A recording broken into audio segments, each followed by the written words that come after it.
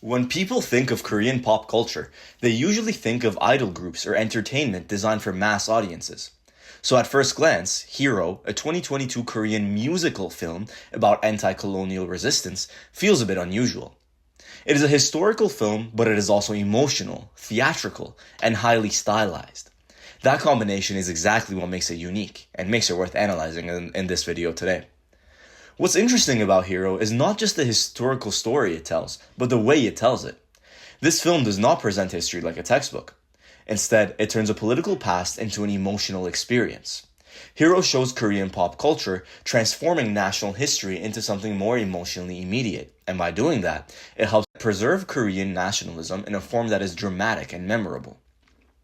To understand why this matters, let's place the film in its historical context.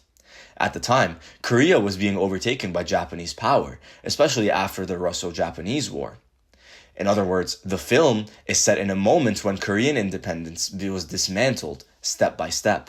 In Hero, Jung-geun is portrayed as a Korean independence activist who assassinated Ito Hirobumi in 1909 as an act of resistance against Japanese domination over Korea.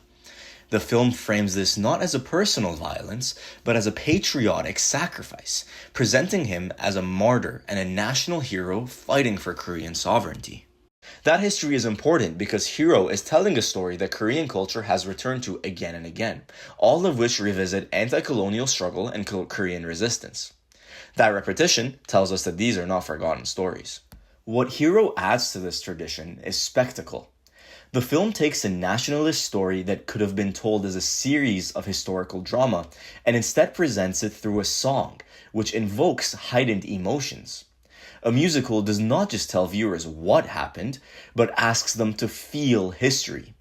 It turns patriotism into something audiences can hear and emotionally absorb, rather than simply learn. In that sense, the musical form is not a gimmick. It is the film's main cultural strategy.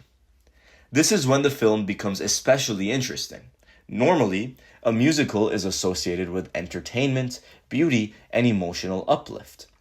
But Hero uses that form to tell a story rooted in colonial domination and political violence. On one hand, the musical format makes the history more accessible, while on the other hand, the same theatricality risks smoothing out the rough edges of history. When suffering is stylized beautifully, there is always a possibility that politics becomes sentiment, and complexity becomes moral clarity.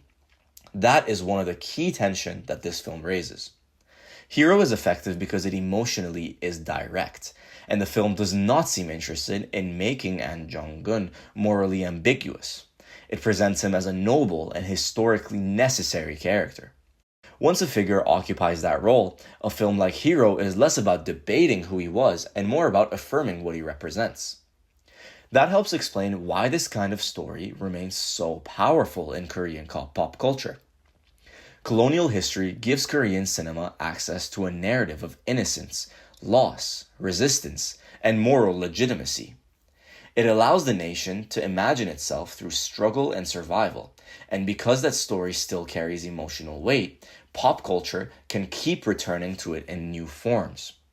Hero shows that historical nationalism can be repackaged through modern cinematic language.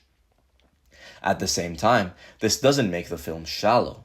Part of what makes Hero interesting is that it proves pop culture can carry serious historical meaning.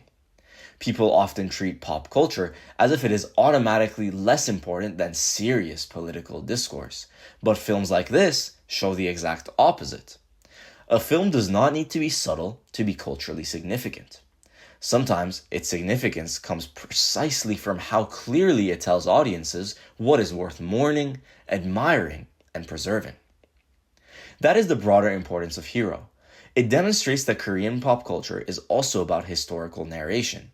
It keeps certain national memories alive by giving them new aesthetic forms. In this case, the film turns anti-colonial resistance into a musical spectacle, and that choice reveals how nationalism can survive not only in politics or education, but in mainstream cultural performance. In the end, Hero is not important simply because it tells the story of An Jung-geun. It is important because it shows how Korean pop culture remembers. It turns a nationalist martyr into a cinematic hero, turns colonial trauma into emotional narrative, and turns history itself into performance. This is what gives the film its cultural power. It is not just about the past, but is about how the past continues to live in Korean popular imagination today.